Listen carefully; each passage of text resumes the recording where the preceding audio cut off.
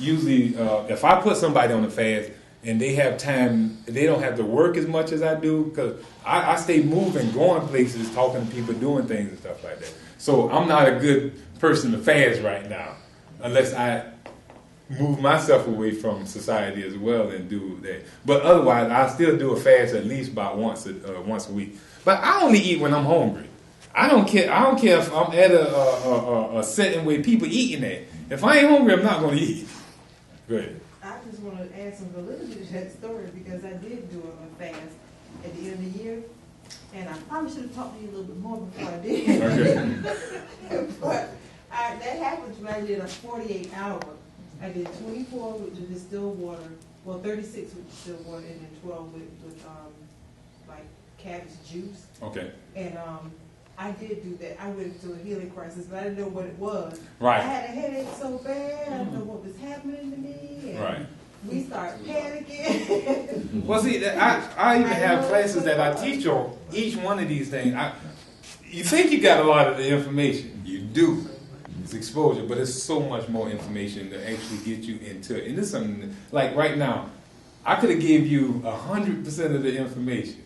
You still wouldn't retain none, but probably about 50% at the most. And then you go out there and tell somebody else, and you tell them what you know, and they go on it. We know that from network marketing. You know how that goes.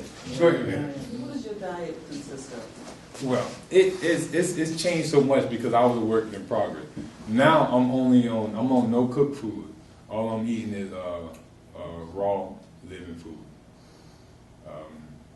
I try to eat more mono meals. Can you get a napkin for me? More mono meals, meaning that I'm going to only eat one item at my food meal. Like if I'm going to eat banana, I'm going to eat about 10 or 15 of them. If I'm going to eat a watermelon, I'm going to eat a half a watermelon or the whole watermelon, whatever it is to hunger. If I'm going to eat strawberry, if I'm going to eat, and I do food combining as well.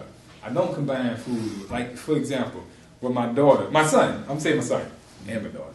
But my son came to live with us this year from his mama's house, and he was a chronic asthmatic. I mean, he done had been hospitalized twice behind it. But since he came to live with us and he adapted to our diet, that how we eat, because most of the house, because they still consume meat, but they eat it only at night, and they eat it with a lot of green, leafy, raw vegetables to offset the acid from the meat. You have to have that's a little acid alkaline diet I would teach people how to do as well. But they would eat fruit for breakfast, then they would eat fruit for lunch. We'll even send them to school with fruit. And then when they come for dinner, we'll let them have a meat of their choice, but with a lot of vegetables. And he hasn't used his asthma pump since he's been with us. Now, I'm talking about the asthma pump. I ain't talking about having, we ain't even had to worry about the hospital and stuff no more. That's a big change. And our daughter lost 8 pounds. Yeah, she lost 8 pounds and getting taller now. 99 percentile at her doctor's office for the weight, because she was way overweight, and for her height. But when we took her back, he was like, oh, whatever you're doing, keep doing it. And if you notice, I didn't tell you I had to go and pay nobody nothing.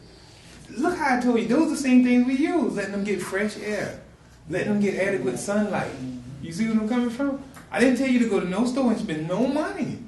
You know, like, you know how the guy that last time, they had, when we left out of their seminar, they had a line at the table this from here to there, stacked up like this with stuff starting at $30 $40 to sell you when you go out of there. You know, but nobody feel better. They still have to come to that store every month and keep supplying. Is that not like the drug dealer?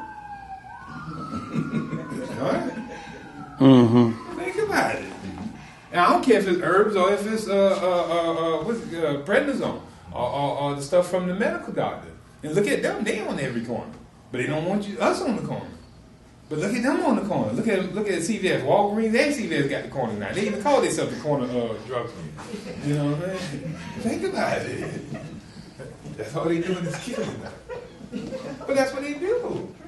Just think about it. Now, you know, most of them will tell you fasting and you know, I had this thing about fasting and starvation.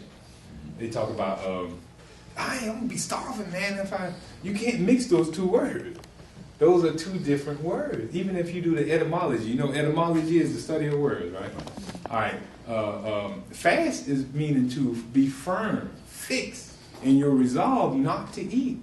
And to do this either spiritually or for physical reason or emotional reason, whatever be the cause. But to starve is meaning that you just ain't got no food. You know what I'm saying? Who can starve the food right there, you know? Think about that. A person who is fasting, they willingly put down the plate. You know, a person who's starving, he can't find a plate. You see what I'm saying? So it's a difference there. And then what we associate as hunger is not true hunger. How you know you're hungry? Your stomach. How you know that's not irritation? Think about that. You done ate and then ate a good meal and still the stomach been rumbling. I just got 3 days. Good deal. That's irritation. To really feel hunger, most of us don't really even know what hunger is because we never had a chance to be hungry. Because we've been told we're supposed to have 3 meals a day and then snacks in between. Right? So when do we get hungry? Think about it. Okay, if meat takes 4 to 6 hours to digest in your system. All right, we're going to say it like this. You eat breakfast around what time? Somebody pick a time. 9 o'clock. 9 o'clock. What time do you eat lunch? 12. Okay, so that's not that much time in between that. That's 3 hours, right? But you still got digestion going on, but you done ate again on top of that. If you really knew about the enzymic limitation in our stomach, you really wouldn't eat nothing but 1 to 2 meals a day because you'll know that stuff just sitting in there, and the next thing you know, your body can't do nothing with it. Because, for example, anybody familiar with acid and alkaline? Do y'all know the difference in them acid medium and an alkaline medium?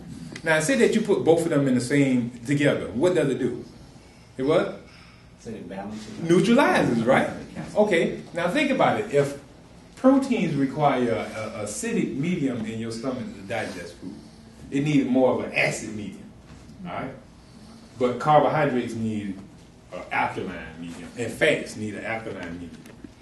And you eat them together at the same time. Both of them poured out at the same time. What happens? Crossing each other out. Right. So what happens to the food? It says there. So you telling me something, okay, let's say carbohydrates, for example. Say that you got this potato. Now say that this potato is in your stomach just sitting there in this dark area, wet, moist. What happens? Ain't that's fermentation? Mm-hmm. And that's how you make liquid alcohol and all that. The same thing going on. Would that have to do with spontaneous combustion? Think about that. And we wonder why we feel woozy. I feel like I got a hangover. Why are you drinking? You have been drinking. You can produce more alcohol than drinking it in your body by eating wrong. You got to think about it too. Now, your body noticed that all this is in there, so it's going to send a big bunch of hydrochloric acid in there to just try to burn up everything and hurry and get this stuff out. But you're not realizing something too. If by its hurrying and getting all this out, when did you get vitamins and nutrients? When did you get nourishment? If every time you eat, your body got to hurry up, can't utilize this food, and have to hurry up and get it out of you, when did it ever got nourished? And this has been going on for how many years? And we wonder why we're not growing symmetrically. We're growing like, if you look at it, most of us, we don't look like the people on television. We look like the cartoon, but not the, you know what I'm saying? And we look at what Fat Albert in the game, everybody was a different shape. You see what I'm saying? That's what we're going to look like. You see what I'm coming from? You got any more questions? I don't want to keep y'all too long. I'll talk all day. Yeah, you said that you just wash with water and no soap. But how do you get rid of the, I guess, the grease and et cetera in your system? Well, that's okay. I wouldn't tell you to start off doing it. You would first detoxify your body, detoxify your blood, all your fluids of your body. Everything is symbiotic. You know what symbiotic means? Y'all know the concept of symbiotic? What symbiotic means? Symbiotic means everything working together for the betterment of one. Like, for example, a bee in the plant. The bee gonna go and pollinate, get the plant, but the plant gonna also give it nectar, but it's gonna ride off and spread out the pollen. And for next year, that plant will be there again for that bee to come in and do the same thing. That's symbiotic. They work together for the plant to live again, and he'll be able to eat again. But when you talk about Darwinism, it becomes into parasitic. You know what I'm saying? Always stealing. You see where I'm coming from? So what you really want to do is first cleanse everything about you. Everything, even if your teeth was falling apart. If you have a better nutrition, your teeth will regrow. That's bone. That's bone. It'll regrow. Notice that cavities only come from the inside. They don't start on the outside. Well, what brushing going to help do? If the cavity on the inside, you can't brush into the inside of your tooth. So what brushing going to do for you? And then brushing just started, man. Think about that. Brushing just started, man. They just started that in school with the brushes and the fluoride. Y'all mess with fluoride? I know y'all know better than that by now. Oh. Nobody mess with fluoride, is it? It's in your water, it's in your toothpaste. It's in the water, the toothpaste. And you Y'all have to get it, heard about you it? have to get no fluoride toothpaste. Fluoride. It's a rat. I Is gotta it a talk rat about it. poison or something? Huh? Fluoride, is it a It rat actually is in rat poison, yeah. It actually is in rat poison. It's actually in, it's actually an ingredient in Prozac. It's the chief ingredient in Prozac. Fluoride. Yeah. So you have a website with this information on? I'm working on one, but we do have a class that we teach at the Yield Herb Shop, and my wife got a letter of some information for y'all, where we actually do personal classes. We even help people personally. We try to give out this information as much as possible, though. Because we want to see people healthy. We want to get them out of that medical mentality.